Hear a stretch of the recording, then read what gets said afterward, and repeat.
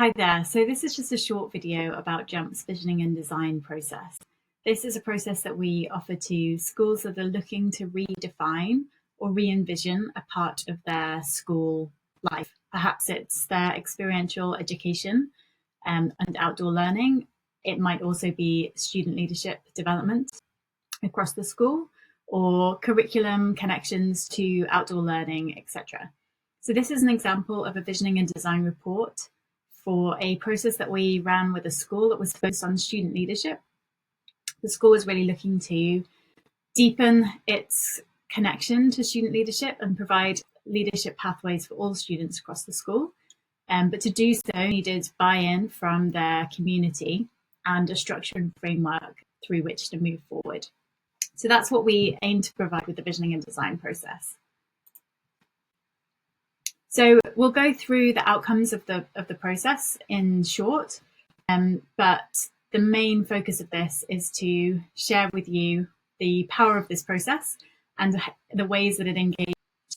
Generally, a visioning and design process forms a part of a longer-term partnership whereby JUMP supports the visioning and design process and then also supports the school in bringing that vision to life.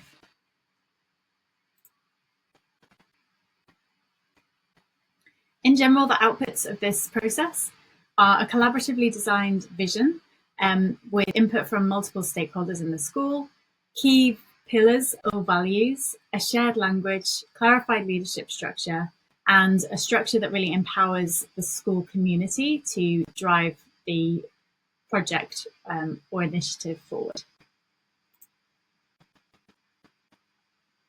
The process involves a thought exchange survey. Now, the survey is not just a question and answer survey, but it's an engaging platform where different community members can provide their input on a topic and then vote on their support for different topics. So what this enables you to do as a school is see where there are trends in thought around your community, be it students, parents, faculty, administration.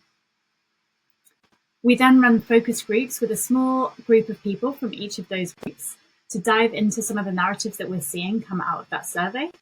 And then we hold a retreat with the school leadership typically. So usually the school administration or senior management team to process all of this data and create a path forward, having taken into account everybody's points of view.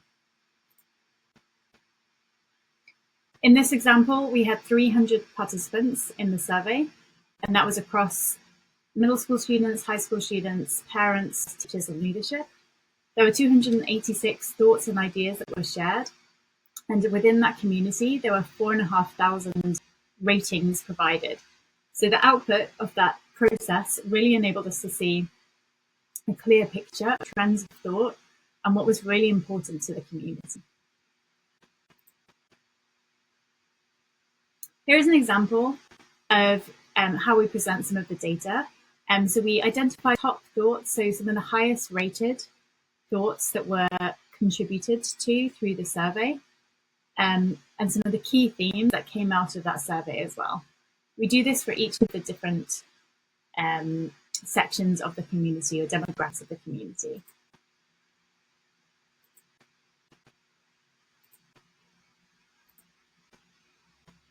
We then hold focus groups. So this is small, short conversations with 8 to 10 participants from each of the groups of demographic that we've run the survey with. So in this instance, we had a session with middle school students, high school students, faculty, and leadership as well. In these sessions, we look at the data that's come out of the survey, and we talk a little bit more about why this might be a theme or a trend that has come up with the community. We also identify juxtapositions of information. So for example, there's an example here that 53% of students feel like they have opportunities to lead, but 71% of students feel that they would be confident to lead. So there's a little bit of a disparity there in suggesting that there's lots of students that want to lead, but there aren't very many opportunities to do so. So we were able to dive into that topic and look at how can we close the gap to create more opportunities for more students. We then bring together all of the key takeaways from the focus groups and the discussions that we've had and identify from their different priorities that we think might be helpful to focus on. We do this for each of the demographics that we've worked with in the student and the educator and faculty surveys. And then we bring all of this data from the surveys and the focus groups to the school leadership. So these were the common themes that we saw as an example through the focus groups. A keen desire for mentorship, a desire for a more defined definition of leadership, more opportunities for leadership, feedback mechanisms, training and skill building, and building more of a culture of respect. We then took all of this to the retreat, where we worked with the senior management team of the school to really dive into these topics in more detail and create a plan for the future. So this is a little bit of an example of what that looks like. We go through introduction and expectations. We review the focus group on survey outcomes. We think about what leadership is or what experiential education is. And then we dive a little bit deeper into that, looking at specific themes that we want to become core to our definition of this topic. We create a vision statement and a clear definition. And then we look at what already exists in the school. Where are we already doing a lot of great things? Where can we improve? And how do we create an action plan together? This is an example of one of the outputs of this visioning design retreat, is this vision statement. It's a lovely vision statement that really captures the essence of what the school is driven by in terms of developing leadership for students within the school. This was created and drafted collaboratively, taking inspiration from the surveys and the focus groups and put together by the school leadership team. We also created a definition for student leadership as well.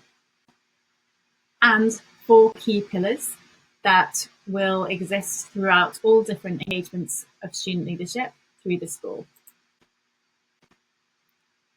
As part of the asset mapping process, we look at what already exists, so what are the opportunities for leadership that are already present in the school in the different age brackets, as well as extracurricular, so outside of the curriculum. And from there, we look at what are some key projects that might bring this to life. So some of the ideas that came up with the school were leadership in sportsmanship, creating a mentorship program, train the trainers, so creating more shared language for staff to be able to support student leadership through different environments within the school, not just in the student leadership group, but through their classroom teaching as well. And then finally, the student leadership structure and the student representative council as well at the school. So looking at what are the formal leadership structures in the school and how do we develop them in line with the vision and values that we hold for leadership. Those were the outcomes of the Visioning and Design Retreat. We then went away and designed a couple of draft frameworks to help the school really bring this to life and bring it into action. This included a couple of different formats, which I'll click through here, basically helping to build some sequencing between age groups within the school. So what does the exemplary leadership styles look like across the different age groups? How do we structure engagement around student leadership throughout the school year? What are the touch points and tools that we can use to create consistency and continuity through the school year? And then we gave some examples of scope for specific year groups within the pillars that were defined by the school. Finally, we share all of the data, the raw data from all the surveys, and so that everyone can see access, that has access to that, and that's it. So overall, that gives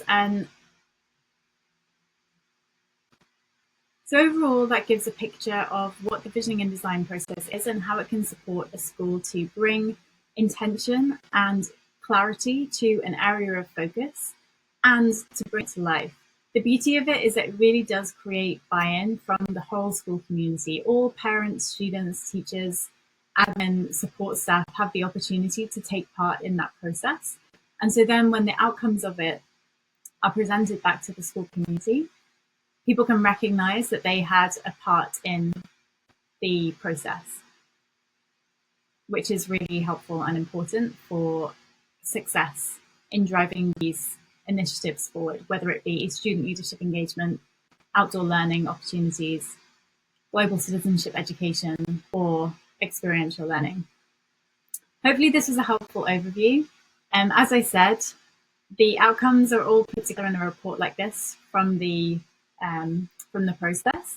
It's around a 3-week project with us being on campus for about a week, about 3 weeks. And as I said, Jump then has some involvement in helping to support the school in bringing this to life in the future months and years that follow. If you'd like to find out more about this, please reach out to us at info@jumpfoundation.org. Thank you so much for listening.